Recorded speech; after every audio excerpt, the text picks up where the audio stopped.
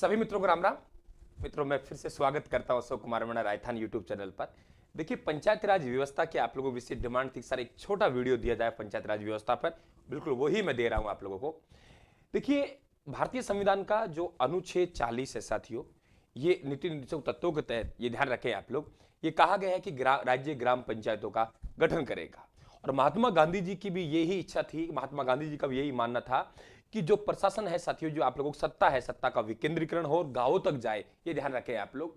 तो समय आता है 2 अक्टूबर 1952 का। 2 अक्टूबर 1952 को सामुदायिक विकास कार्यक्रम, क्या कहा मैंने, सामुदायिक विकास कार्यक्रम चलाया गया, लेकिन असफल हुआ। ठीक है। और उसके बाद में एक हमारे पास में ये ध्यान रखें आप लोग कि राष्ट्रीय विस्तार सेवा कार्यक्रम चलाया गया। दोनों को अलग अलग उद्देश्य है, ये ध्यान रखें आप लोग। यहां ग्रामीण स्तर बात करें और यहां पे जो ग्रामीण स्तर उसको ऊंचा कैसे उठाया जाए, ये सामुदायिक विकास कार्यक्रम का विषय था। और राष्ट्रीय विस्तार सेवा कार्यक्रम 2 अक्टूबर 1953 को, इसका उद्देश्य कि ग्रामीण क्षेत्र को तकनीकी से कैसे जोड़ा जाए। दोनों का अलग अलग उद्देश्य साथियों असफल हुए। फिर क्या हुआ, फिर हुआ ये कि 1957 में बलवंत सिंह मेहता कमेटी का गठन किया गया, जिसे ग्राम उद्धार समिति भी कहा गया। उन्होंने अपनी रिपोर्ट दी और रिपोर्ट में सत्ता के विकेंद्रीकरण का सुझाव दिया कि सत्ता का विकेंद्रीकरण किया जाए। और सत्ता का विकेंद्रीकरण किया गया। फिर राष्ट्रीय विकास परिषद ने निर्देश दिए राज्यों को कि अपने अपने राज्यों में पंचायतों का गठन करें आप लोग। सबसे पहले भारत में 2 अक्टूबर 1959 को, कब, 2 अक्टूबर 1959 को नागौर जिले का एक गांव पड़ता है बगदरी गांव, वहां से पंचायत राज व्यवस्था की शुरुआत हुई भारत में। दूसरे नंबर पे कौन सा है, आंध्र प्रदेश, ये ध्यान रखें आप लोग। और 1959 में प्रारंभ हुआ, ध्यान रखें आप लोग। 1960 में प्रथम चुनाव हुआ। ये अब 2020-21 में जो चुनाव हुए हैं, ये ध्यान रखना 11वें हैं।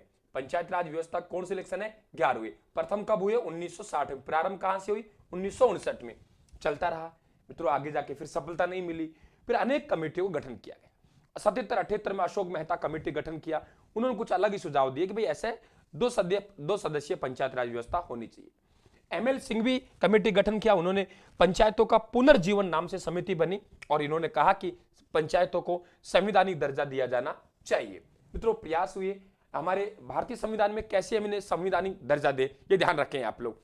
क्लियर, आगे बढ़ते हैं। तो 64वां संविधान संशोधन 1989 लाया गया संसद में, ये ध्यान रखें। और राजीव गांधी जी की सरकार थी, लोकसभा में पारित हो गया, राज्यसभा में पारित नहीं हो सका। फिर 73वां और 74वां संविधान संशोधन लाया गया। ध्यान रखें आप लोग कि डॉक्टर एमएल सिंघवी समिति ये प्रथम समिति है, क्या कहा मैंने, पहली समिति है जो संवैधानिक दर्जा देने की बात करेगी। सरकार पीवी नरसिम्हा राव की ये हुई गया हमारे पास में।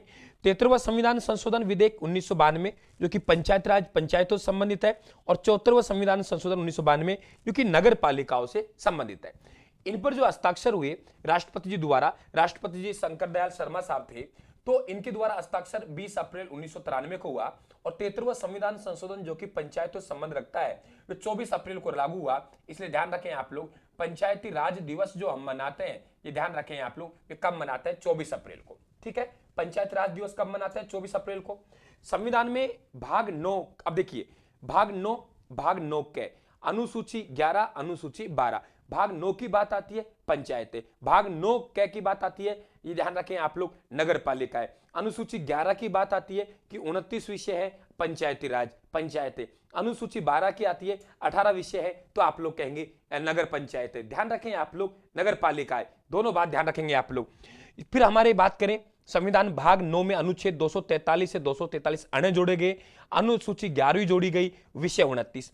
74वां संविधान संशोधन जो कि नगर पालिकाओं से संबंध रखता है, राष्ट्रपति द्वारा हस्ताक्षर हुए 20 अप्रैल 1993 को। लागू कब हुआ, 1 जून 1993 को। संविधान में दर्जा कौन सा, भाग 9 कै नगर पालिकाएं। अनुच्छेद कौन से, 243 तय से 243 ये 6 तक। अनुसूची कौन सी, 12वीं, विषय कितने, 18। और त्रिस्तरीय पंचायत राज व्यवस्था हमारे लागू है।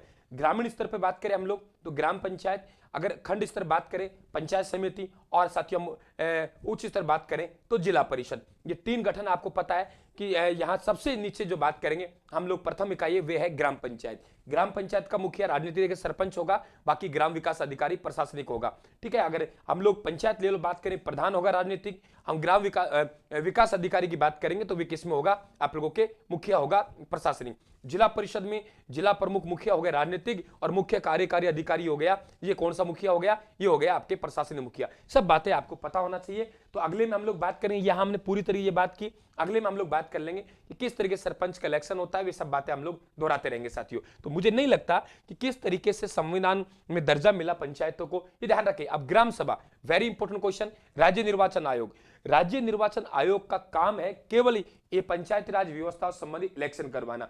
ये ध्यान रखना, विधानसभा आप मत कर देना, लोकसभा इलेक्शन मत करना। राज्य निर्वाचन आयोग का केवल ये निर्वाचन करवाना है, चाहे मतदाता सूची की बात हो, चाहे आप लोगों को जो भी हो व्यवस्था, राज्य निर्वाचन आयोग करेगा।